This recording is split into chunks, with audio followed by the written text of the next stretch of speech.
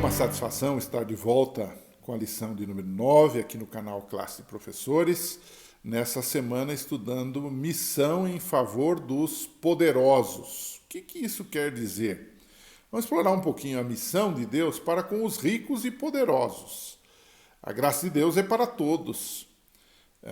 Deus deseja que todos se salvem, 1 Timóteo 2,4, incluindo aí os poderosos, porque todos são pecadores e todos carecem da graça de Deus. Nós temos na Bíblia, só para a gente começar a discussão, alguns exemplos de pessoas que eram poderosas, que eram também ricas, que foram alcançadas pela graça de Deus. O primeiro que salta aos olhos é Nabucodonosor. Você está lembrado de Nabucodonosor, que era, sem dúvida, o imperador do mundo de então. Daniel, capítulo 4, mostra a conversão de Nabucodonosor. É claro que foi difícil para ele teve que comer capim com os bois lá na fazenda, ele foi acometido de uma doença que mexeu com a sua cabeça, mas ele, quando volta dessa doença, ele se arrepende e ele confessa o nome de Deus, uma conversão bonita. Ele diz assim: agora eu, Nabucodonosor, louvo e glorifico e honro o Rei dos céus. Todos os seus atos são justos e verdadeiros. Ele tem poder para humilhar os orgulhosos. É o caso dele, né? Daniel 4,37. Então você tem aqui o assunto de Nabucodonosor. Você tem um outro sujeito também que era poderoso, que era Naamã, o chefe do exército sírio, que foi acometido de lepra, né? E que recebeu através de uma serva, cujo nome nem está na Bíblia, mas que foi fundamental o seu testemunho para salvar este homem pagão. Você tem ali um exemplo de que pessoas simples podem ajudar pessoas poderosas a encontrar a Jesus, encontrar a salvação. E esse Naamã estava leproso, estava desesperado, e nesse desespero a menina disse para ele: vai lá em Israel, e lá o profeta vai dizer para você o que fazer, ele pode te curar, porque ele serve o Deus verdadeiro, o nosso Deus é poderoso. E de fato aconteceu isso, e ele foi. Você conhece a história que o profeta de Deus mandou ele se banhar lá no Rio Jordão, nas águas barrentas. Ele disse: nós temos rios muito mais, digamos, mais limpos, melhores, saudáveis lá na Síria, por que eu tenho que me banhar assim? Mas ele obedeceu, foi lá, se banhou 7 vezes e voltou são da sua lepra, que era uma doença terrível naqueles tempos. E ele agora se volta para Deus, agradece a Deus, né? Ele chegou até a pedir permissão para levar um pouco da terra de Israel, né? 2 mulas carregadas com a terra de Israel lá para a Síria, para lá ele poder ter um espaço para adorar o Deus verdadeiro. E ele prometeu que nunca mais ia oferecer holocaustos, sacrifícios a qualquer outro Deus senão ao Senhor. Então Deus ganhou esta parada e aí nós temos um convertido, né? Um outro nome que você conhece é Nicodemos, né? João 3, de 1 a 12, você conhece a história de Nicodemos, que foi um homem que fazia parte da cúpula de Jerusalém, religiosa, e ele também foi ter com Jesus de noite, recebeu a resposta, intimamente ele acreditou em Jesus, mas o tempo foi passando, até que no final é que ele de fato confessa quem é Jesus. Nós vamos voltar a esse assunto daqui a pouco mais e vamos entender melhor essa questão aí, né? E você tem também, na história bíblica, o jovem rico, né? O famoso jovem rico que por amar as riquezas, não aceitou o conselho de Jesus de vender tudo, dar aos pobres e agora andar com ele. Enfim, você tem aí também José de Arimateia, né? Que aparece lá no final da vida de Jesus, que pede o corpo de Jesus às autoridades judaicas e enterra esse corpo de Jesus na sepultura que era dele mesmo, segundo Mateus 27, 57 a 60. Então, é um outro caso de alguém rico, influente, poderoso, que aceitou o Evangelho e que há um método de abordagem dessas pessoas. Então, o que a gente aprende? Agora nós vamos pegar essas histórias que nós citamos de relance, todas elas, e agora vamos trabalhar um pouquinho melhor essas histórias. O que a gente aprende com essas histórias de missão com os ricos e poderosos? O que a gente aprende que poderíamos usar hoje? Em primeiro lugar, a gente aprende que a expiação, ou que a limpeza do pecado, é ilimitada. Isto é, o sangue de Jesus foi por todos. Ele não exclui nem os pobres e nem os ricos. 1 Timóteo 2,4. Nós aprendemos também que Deus pode interferir diretamente para levar um poderoso a se humilhar. É o caso de Nabucodonosor. Num caso que, aos olhos humanos, era impossível uma conversão, uma mudança de vida, nós temos Deus agindo diretamente para que esse homem, Nabucodonosor, se convertesse. Foi comer capim e ele agora, depois disso, se converte. Um outro princípio que a gente tira dessas histórias todas é que Deus usa pessoas do mesmo nível intelectual para atingir pessoas ricas e poderosas. É o caso, por exemplo, de Daniel, que era um intelectual e que influenciou Nabucodonosor, como influenciou outras pessoas também. Então Deus hoje quer usar pessoas dentro da sua esfera de ação. Eu sempre digo para membros da minha igreja, eu tenho na minha igreja, por exemplo, muitos dentistas, né? Odontólogos, né? E eu digo para eles, os dentistas dessa cidade, quem vai conquistá-los para Cristo são vocês.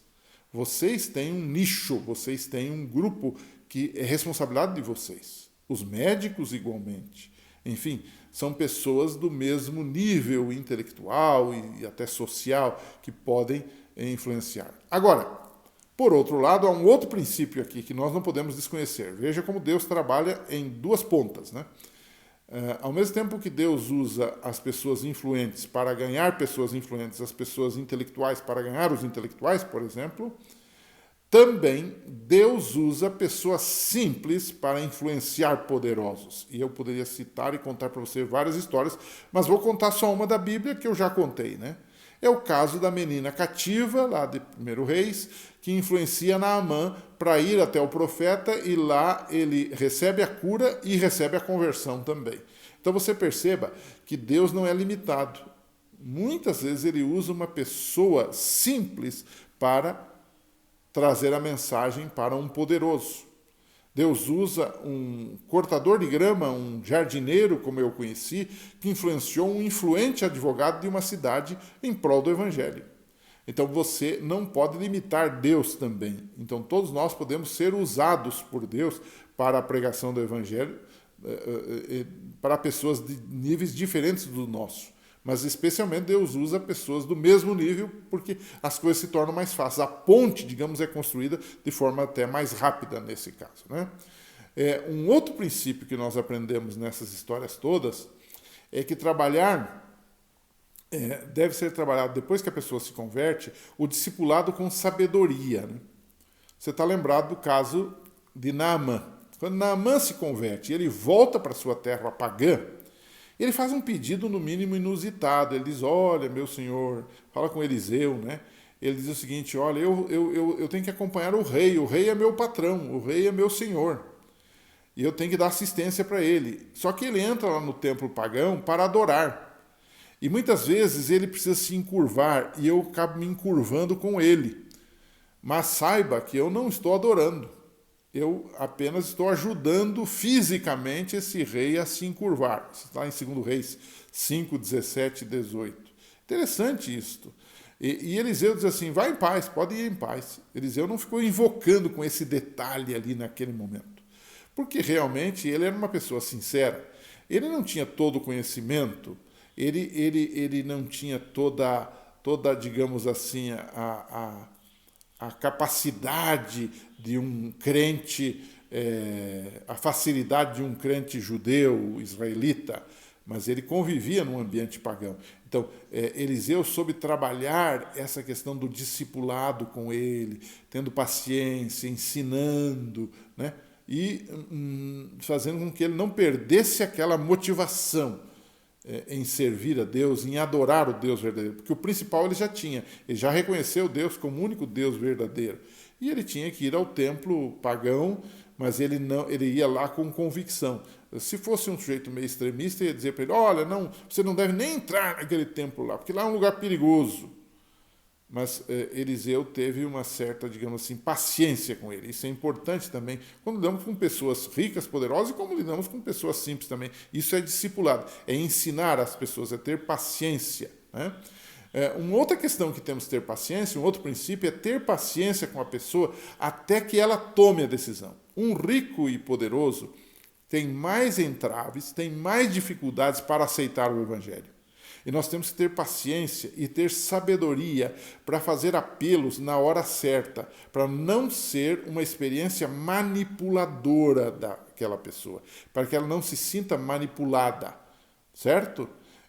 Pessoas desse nível muitas vezes demoram um pouco mais para decidir, porque elas têm embrólios que outras pessoas não têm. Elas têm dificuldades maiores, né? É o caso, por exemplo, de Nicodemos. Isso fica claro na Bíblia, né? Inicialmente ele foi a Jesus, lá no início do ministério de Cristo, mas ele não se declarou um cristão.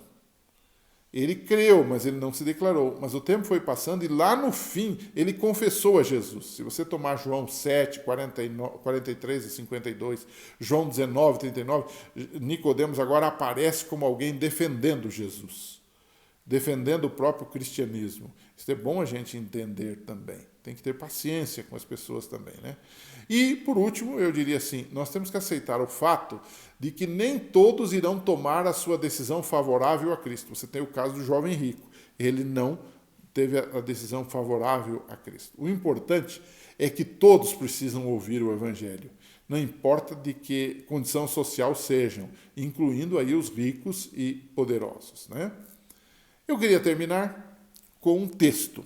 De vez em quando eu trago aqui um texto para você pensar um pouquinho. Esse texto está no livro Ciência do Bom Viver, eu gosto muito desse livro, página 125, na edição que eu li, né?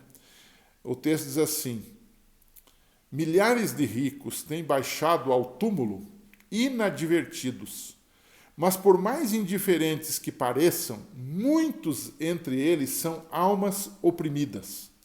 As riquezas e as honras mundanas não podem satisfazer a alma. Muitos dentre os ricos anseiam por alguma divina certeza, alguma esperança espiritual.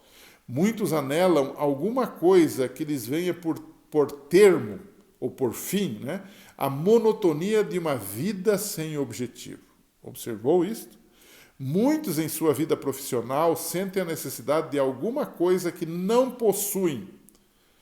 Poucos entre eles vão à igreja, pois sentem que pouco benefício recebem. Os ensinos que recebem não lhes tocam o coração. Então, a autora desse livro termina com uma pergunta que eu vou deixar no ar para você também, para você pensar, e a semana que vem a gente se encontra. Ela diz assim: não lhes faremos nós nenhum apelo pessoal? Pense nisto. Até a semana que vem.